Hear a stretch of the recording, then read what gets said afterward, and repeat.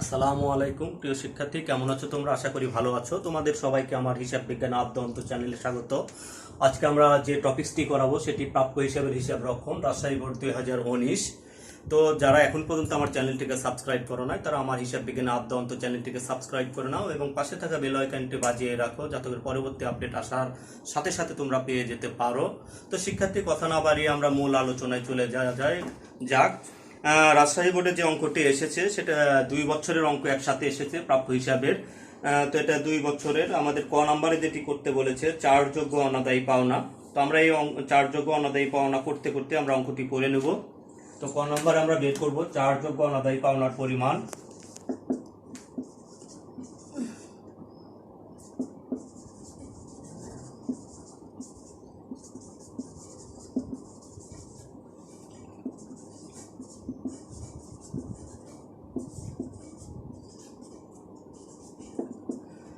তো চারযোগ্য অনাদায়ী পাওনার পরিমাণ। তো আমরা যেহেতু এটা 2 সাল, আমরা একটা ছক করে নিই। তো শিক্ষার্থী, আমাদের 2 সালের তথ্য দেওয়া আছে, 2017 সাল এবং 2018 সালের তথ্য দেওয়া আছে।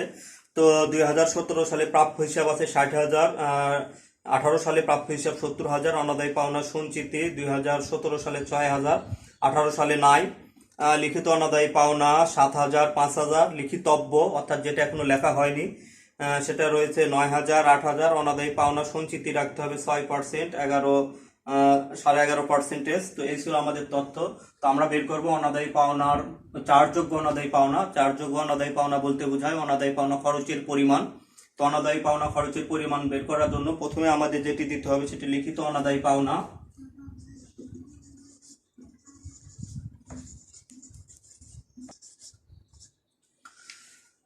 লিখিত অনাদায়ী পাওনা। তো লিখিত অনাদায়ী পাওনা 7,000,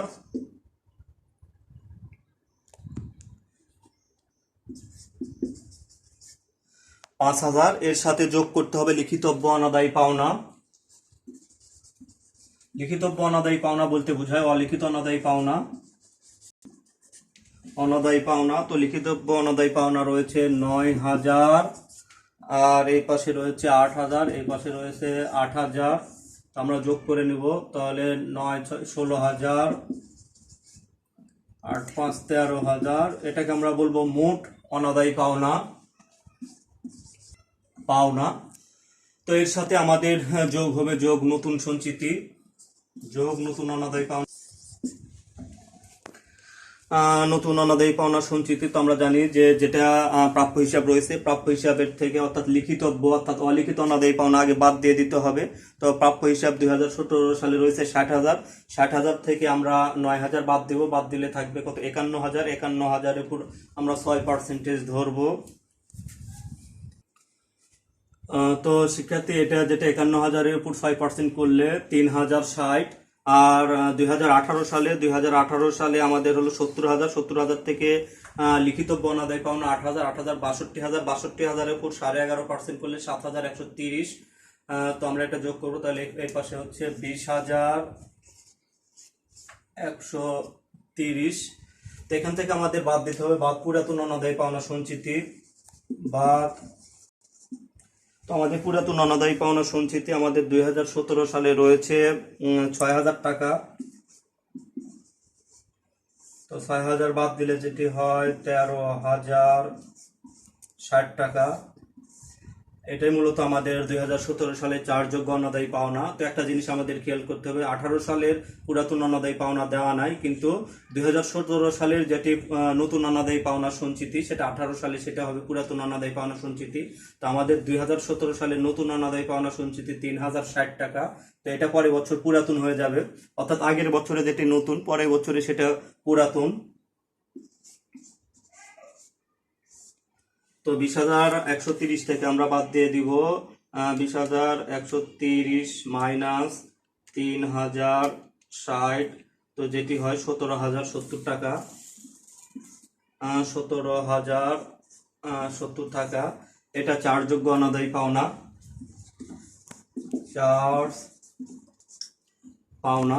তো শিক্ষার্থী, এই ছিল আমাদের ক নাম্বার।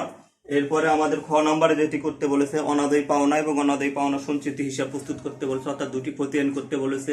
তো এই অধ্যায়ের যে অঙ্কগুলো করার সময় খতিয়ানগুলো আমরা টি ছকের মাধ্যমে করব। তো আমরা প্রথমে অনাদায়ী পাওনা হিসাবের একটি ছক করে নিই।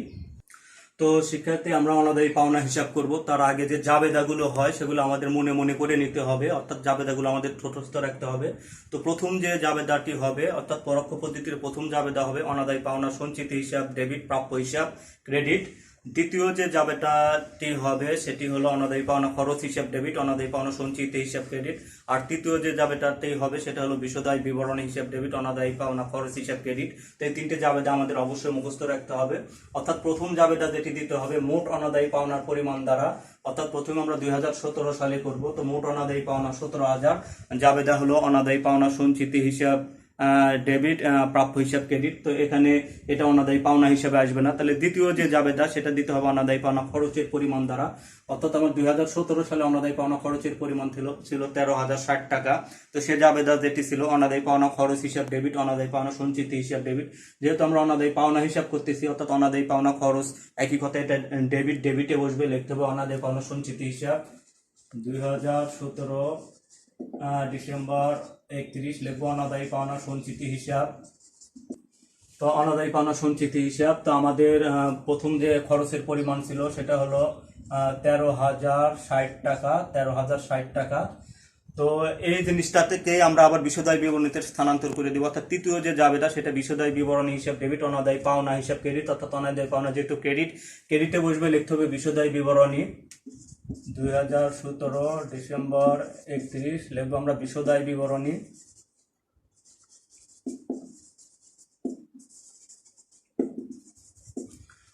টাকার পরিমাণ একই হবে 13,060 টাকা।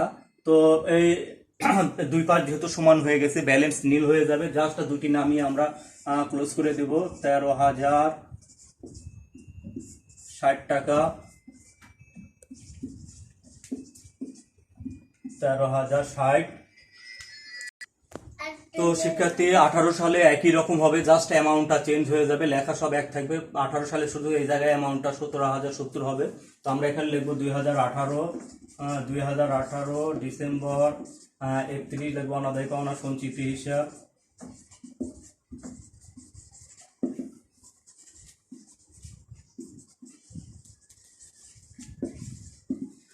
তো 2018 সালে যেটা খরচের পরিমাণ ছিল সেটা হলো 17,070 টাকা, 17,070 টাকা। এই পাশে একইভাবে লিখবো 2018 ডিসেম্বর 31, বিশদায় বিবরণী।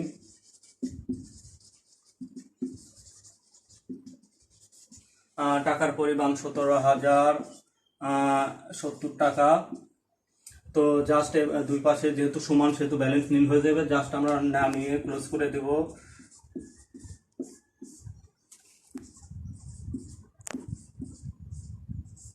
তো শিক্ষার্থী, এই ছিল আমাদের অনাদায়ী পাওনা হিসাব। এরপর আমরা অনাদায়ী পাওনা সঞ্চিতি হিসাব করব। তো শিক্ষার্থী, এরপর আমরা অনাদায়ী পাওনা সঞ্চিতি হিসাব করব। তো অনাদায়ী পাওনা সঞ্চিতি হিসাবে দেখবে একটি যে প্রাথমিক যে দেওয়া থাকে সেটাকে আমরা ব্যালেন্স বিডি বলবো। অনাদায়ী পাওনা সঞ্চিতি সবসময় ক্রেডিট উদ্বৃত্ত প্রকাশ করে, সেহেতু ব্যালেন্স বিডি ক্রেডিট পাশে বসবে। তো 2017 সালে আমরা লিখবো প্রথমে ব্যালেন্স বিডি, অর্থাৎ এটা পুরাতন অনাদায়ী পাওনা সঞ্চিতি। তো এটা ব্যালেন্স বিডি আমাদের দেওয়া আছে 6,000 টাকা, ব্যালেন্স বিডি দেওয়া আছে আমাদের 6,000 টাকা। এরপরে প্রথম যে জার্নাল যেটি হয়, অর্থাৎ লিখিত এবং অলিখিত দুইটা মিলে আমরা একটি জার্নাল দিই যে অনাদায়ী পাওনা সঞ্চিতি হিসাব ডেবিট, প্রাপ্য হিসাব ক্রেডিট। যেহেতু অনাদায়ী পাওনা সঞ্চিতি হিসাব ডেবিট সত্যি ডেবিটে বসবে, লিখতে হবে প্রাপ্য হিসাব 2017, এটা ডিসেম্বর 31, লিখবো প্রাপ্য হিসাব। তো আমাদের লিখিত এবং অলিখিত দুইটা মিলে ছিল 16,000 টাকা, মোট অনাদায়ী পাওনা দিয়ে আমরা দিব 16,000 টাকা। এরপরে দ্বিতীয় যে জাবেদা দিই সেটা হলো অনাদায়ী পাওনা খরচ হিসাব ডেবিট, অনাদায়ী পাওনা সঞ্চিতি হিসাব ক্রেডিট। অর্থাৎ অনাদায়ী পাওনা সঞ্চিতি যেহেতু ক্রেডিটে বসবে, লিখতে হবে অনাদায়ী পাওনা হিসাব ডিসেম্বর 31, লিখতে হবে অনাদায়ী পাওনা হিসাব। তো দ্বিতীয় যে জাবেদা হয় সেটা অনাদায়ী পাওনা খরচের পরিমাণ দ্বারা, অর্থাৎ অনাদায়ী পাওনা খরচের পরিমাণ 2017 সালে 13,060 টাকা।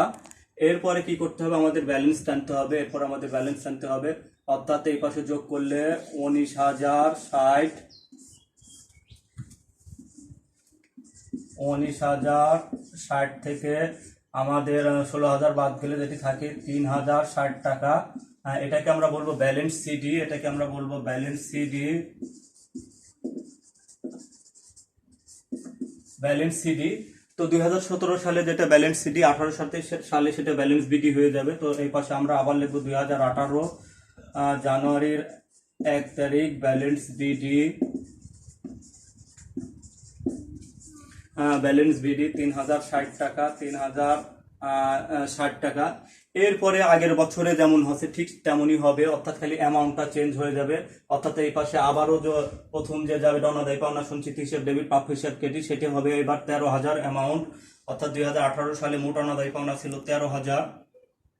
তো আমরা লিখবো 2018 ডিসেম্বর 31 লিখবো প্রাপ্য হিসাব,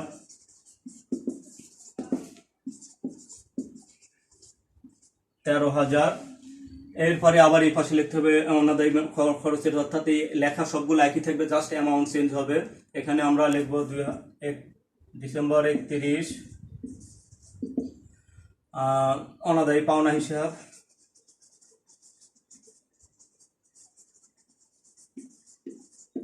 এখানেও যে লেখা, এখানেও সেই লেখা, শুধু অ্যামাউন্ট চেঞ্জ হবে। অর্থাৎ এখানে আমাদের হলো অনাদায়ী পাওনা খরচ ছিল 13,000, সেটা এখন হয়ে যাবে 17,070, 17,070। এরপর আমরা যোগ করে আবার ব্যালেন্স বের করব। তো এই পাশে যোগ করলে হয়, তো শিক্ষার্থী এই পাশের যে যোগফল, আমরা যোগফল হচ্ছে 20,130 টাকা, 20,130। তো 20,130 থেকে 13,000 বাদ দিলে যেটি, সেটি 7,130। একটা জিনিস তোমরা খেয়াল করবে, আমরা যদি অনাদায়ী পাওনা সঞ্চিতি হিসাবের খতিয়ান করি, তাহলে যেটা সিডি বের হবে সব সময় সেটা নতুন অনাদায়ী পাওনা সঞ্চিতির পরিমাণের সমান হবে, এটা তোমরা খেয়াল রাখবে। তো এটাকে আমরা বলবো ব্যালেন্স সিডি।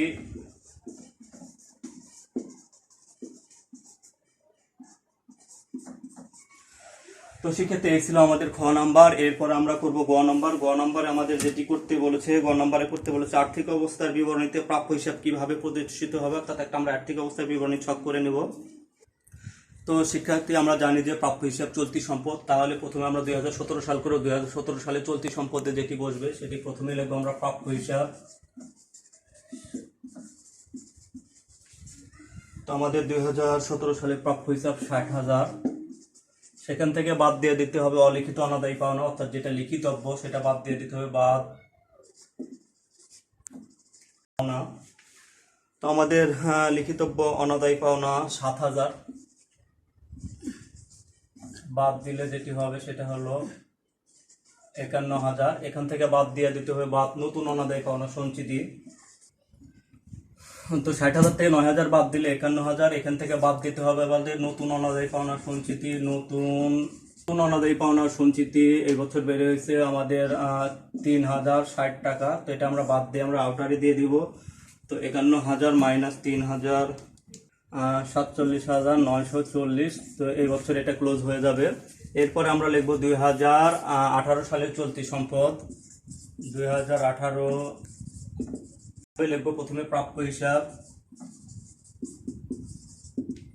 তো 2018 সালে প্রাপ্য হিসাব আমাদের 70,000, প্রাপ্য হিসাব আমাদের 70,000। এখান থেকে বাদ যাবে লিখিতব্য অনাদায়ী পাওনা, বা তো লিখিতব্য অনাদায়ী পাওনা 8,000। তো 8,000 বাদ দিলে যেটি হয় সেটি হলো 62,000।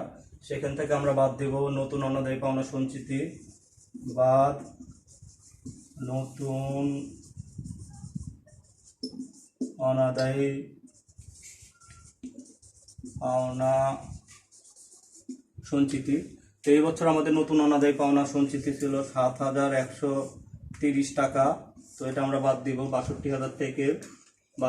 তো 62,000 থেকে 7,130 বাদ দিলে যেটি হয় সেটি হলো 54,870 টাকা। তো শিক্ষার্থী এইভাবে আমরা আর্থিক অবস্থার বিবরণীতে দেখাবো। এই ছিল আমাদের পুরো অঙ্কের সলিউশন। তো এখন পর্যন্ত যারা আমার চ্যানেলটিকে সাবস্ক্রাইব করে নাই, অনুগ্রহপূর্বক চ্যানেলটিকে সাবস্ক্রাইব করে রাখবে এবং আমার লেকচারটি যদি ভালো লেগে থাকে অবশ্যই লাইক কমেন্ট করবে। সবাইকে ধন্যবাদ।